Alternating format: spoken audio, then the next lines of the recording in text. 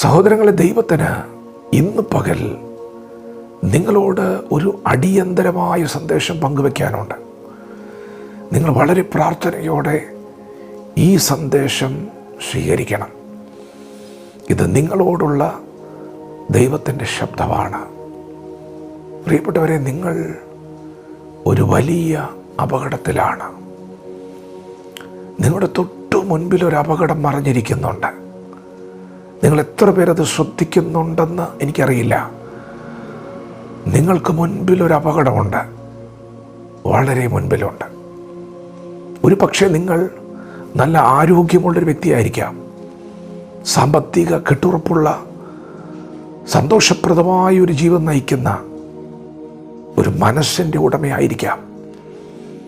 നല്ല വിദ്യാഭ്യാസം, നല്ല ജോലി, നല്ല വീട്, നല്ല ജീവിത സാഹചര്യങ്ങളൊക്കെ നിങ്ങൾക്കുണ്ടായിരിക്കാം.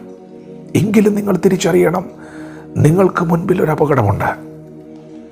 ഒരു പക്ഷേ നിങ്ങൾ ശാരീരികമായ ചില രോഗങ്ങളിലൂടെ, വേദനകളിലൂടെ, ഭാരങ്ങളിലൂടെ ഒക്കെ കടന്നു വന്ന വ്യക്തിയായിരിക്കാം. ജീവിതത്തിൽ എല്ലാ പ്രതീക്ഷകളും അസ്തമിച്ച് എല്ലാം അവസാനിച്ചു എന്ന് വൈദ്യശാസ്ത്രം വിധി എഴുതിയ കടുത്ത നിരാശകളിലൂടെയൊക്കെ കടന്നു പോകുന്ന വ്യക്തിയായിരിക്കാം. നിങ്ങളുടെ മക്കളെക്കുറിച്ച് വിചാരപ്പെട്ട് മയക്കുമരുന്നിൻ്റെ ഉപയോഗമൊക്കെ വല്ലാതെ വർദ്ധിച്ചുകൊണ്ടിരിക്കുന്ന ഈ തലമുറയിൽ അവരുടെ ഭാവി എന്താകുമെന്നൊക്കെ ഓർത്ത് നിങ്ങൾ ഭാരപ്പെടുന്നൊരു വ്യക്തിയായിരിക്കാം. നിങ്ങൾ ആരുമാകട്ടെ, നിങ്ങൾ ഇപ്പോൾ അനുഭവിക്കുന്ന നിങ്ങളുടെ പ്രശ്നങ്ങൾ, നിങ്ങളുടെ അവസ്ഥകൾ എന്തുമാകട്ടെ, പ്രിയപ്പെട്ടവരെ, നിങ്ങൾക്ക് മുൻപിൽ, നമുക്ക് മുൻപിൽ ഒരു വലിയ അപകടം മറഞ്ഞിരിക്കുന്നുണ്ട്. അത് മറ്റൊന്നുമല്ല, അത് മരണമാണ്. മരണം. നമ്മുടെ വീട്ടിലൊക്കെ ആളുകൾ, അതിഥികൾ കടന്നു വരുമ്പോൾ ഒരു കോളിംഗ് ബെല്ലടിച്ചിട്ടാണ് അകത്തേക്ക് പ്രവേശിക്കുന്നത്. കതക് തുറന്നാണ് നാം അവരെ സ്വീകരിക്കുന്നത്. ഒരു വാർണിംഗ് സിഗ്നൽ പോലും തരാതെ, ഒരു സൂചന പോലും നൽകാതെ നമ്മുടെ ജീവിതത്തിലേക്ക് കടന്നു വരുന്ന ഒരു ശത്രു ഉണ്ടെങ്കിൽ, ഒരു വെല്ലുവിളി ഉണ്ടെങ്കിൽ, അത് മരണമാണ്. ഞാൻ ആഗ്രഹിക്കുകയാണ് ഒരു 50 വർഷം കൂടി എനിക്ക് ജീവിക്കണമെന്ന്. അതിലൊരു തെറ്റുമില്ല, നല്ല ആഗ്രഹമല്ലേ? പക്ഷെ അങ്ങനെ ആഗ്രഹിച്ച പലരും നനയ്ക്കാത്ത സമയത്ത് മരണത്തിന് മുമ്പിൽ കീഴടങ്ങുന്നത് നാം കണ്ടിട്ടുണ്ട്. എന്തിനേറെ പറയുന്നു, ഈ സന്ദേശം പങ്കുവെച്ചുകൊണ്ടിരിക്കുന്ന എൻ്റെ ജീവിതം ഈ സന്ദേശം പൂർത്തീകരിക്കുന്നതിന് മുൻപ് മരണത്തിന് കീഴടങ്ങില്ലെന്ന് ആര് കണ്ടു? പ്രിയപ്പെട്ടവരെ, മരണം ഒരു വസ്തുതയാണ്, അതൊരു യാഥാർത്ഥ്യമാണ്. അടുത്ത നിമിഷത്തിൽ അത് സംഭവിക്കാം. നാളെ പ്രഭാതത്തിൽ അത് സംഭവിക്കാം. വാർദ്ധക്യത്തിൽ മരിക്കുന്നത് അനുഗ്രഹമാണ്, അങ്ങനെ തന്നെ ആയിരിക്കട്ടെ. പക്ഷേ നാം നമ്മുടെ സമൂഹത്തിലേക്ക് നോക്കുമ്പോൾ കാണുന്നത് അങ്ങനെയൊന്നുമല്ല.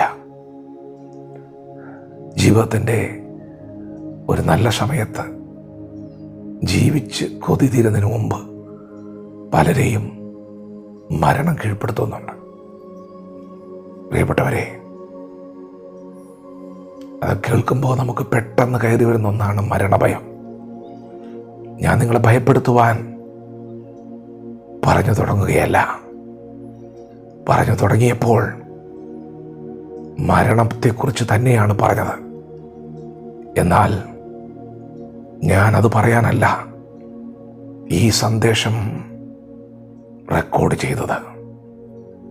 പ്രിയപ്പെട്ടവരെ, തൻ്റെ മുൻപിൽ മരണം വരുന്നു എന്ന് കണ്ടപ്പോൾ, തൊട്ടു മുൻപിൽ ക്രൂശു മരണമാണ് വെളിപ്പെടാൻ പോകുന്നതെന്ന് കണ്ടപ്പോൾ, തൻ്റെ ശിഷ്യന്മാരോട് വിളിച്ചു പറയാൻ തൻ്റെ ഇടം കാണിച്ചൊരു നേതാവുണ്ട്, നമ്മുടെ കർത്താവായ യേശു.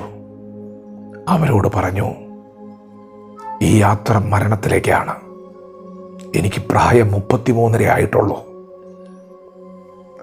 നല്ല യൗവനമാണ്. എന്നാൽ ഞാനൊരു കാര്യം നിങ്ങളോട് പറയാം.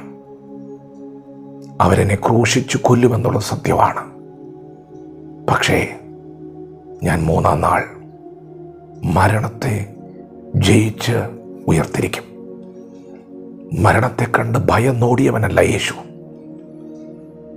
അവൻ മരണത്തെ മുൻപിൽ കണ്ടപ്പോൾ തന്നെ ഈ മരണത്തിന് ഒതുക്കാൻ കഴിയില്ലെന്ന് ലോകത്തോട് വിളിച്ചു പറഞ്ഞവനും മരണത്തെ ജയിച്ച് ഉയർത്തെഴുന്നേറ്റവനുമാണ്. പ്രിയപ്പെട്ടവരെ,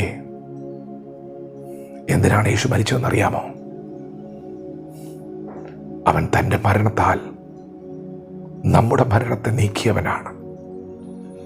എല്ലാവർക്കും വേണ്ടി ഒരുവൻ മരിച്ചു, അപ്പോൾ എല്ലാവരും മരിച്ചു. പ്രിയപ്പെട്ടവരെ, അവൻ വന്നത് മരണഭയം മാറ്റാനാണ്. ഈ ഭൂമിയിൽ ആർക്കും അങ്ങനൊരു പ്രോമിസ് തരാൻ കഴിയത്തില്ല. അവൻ അങ്ങനൊരു വാക്ക് തന്നിട്ടാണ് പോയത്. ജീവിച്ച് കാണിച്ചിട്ട് തന്നെയാണ് പോയത്. ഇന്നും അവൻ്റെ കല്ലറ തുറന്നു കിടക്കുകയാണ്. യേശു ഇവിടെയില്ല. യേശു ഉയർത്തെഴുന്നേറ്റു. പ്രിയപ്പെട്ടവരെ, നമ്മുടെ കർത്താവായ യേശുവിന് ഇന്ന് പകൽ നമ്മോട് ഓരോരുത്തരോടും ഒരാലോചന പറയാനുണ്ട്. നീ ഭയപ്പെടണ്ട, ഞാൻ നിന്നോട് കൂടെയുണ്ട്. എന്നാൽ ആ വാക്കിനോടുകൂടെ ഇന്ന് പകൽ ചില വാക്കുകൾ കൂടി പറയാം. പ്രിയപ്പെട്ടവരെ, നിങ്ങളത് അറിയണം. നിങ്ങളെ മരണത്തിൽ നിന്ന് വിടുവിക്കുവാൻ ഒരുവൻ വന്നു. അവൻ നിങ്ങൾക്ക് വേണ്ടി മരിച്ചു. അവൻ മരണത്തെ ജയിച്ച് ഉയർത്തെഴുന്നേറ്റു. അത് ഞാൻ പ്രസംഗിക്കുന്ന യേശു ക്രിസ്തുവാണ്. നിങ്ങൾ അവനെ രക്ഷകനെന്നറിഞ്ഞാൽ ഇന്ന് പകൽ അവനെ കർത്താവായി സ്വീകരിക്കാൻ താമസിക്കരുത്. അടുത്ത നിമിഷം നമുക്കുള്ളതല്ല. ഇപ്പോഴാകുന്നു സുപ്രസാദകാലം.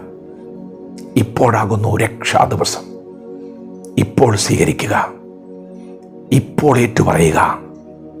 യേശു ഒരു വാക്കുകൂടി പറഞ്ഞു, എന്നിൽ വിശ്വസിക്കുന്നവൻ മരിച്ചാലും ജീവിക്കും. മരിച്ച് ഉയർത്തെഴുന്നേറ്റിട്ടാണ് പറയുന്നതെങ്കിൽ ഇന്ന് പകൽ ആ വാക്ക് നമുക്ക് സ്വീകരിക്കാം. ജീവിച്ച് കാണിച്ചിട്ടാണ് പറയുന്നതെങ്കിൽ ഇന്ന് പകൽ നമുക്ക് സ്വീകരിക്കാം. അവൻ മുൻപിൽ നിൽക്കുകയാ, ഉയർത്തെഴുന്നേറ്റവനായി. തന്നിൽ വിശ്വസിക്കുന്നവരേവരെയും ഉയർപ്പിക്കുവാൻ അവൻ ആദ്യമേ ഉയർത്തിരിക്കുന്നു. മരണം കൊണ്ട് തീരുന്നതല്ല നിങ്ങളുടെ ജീവിതം.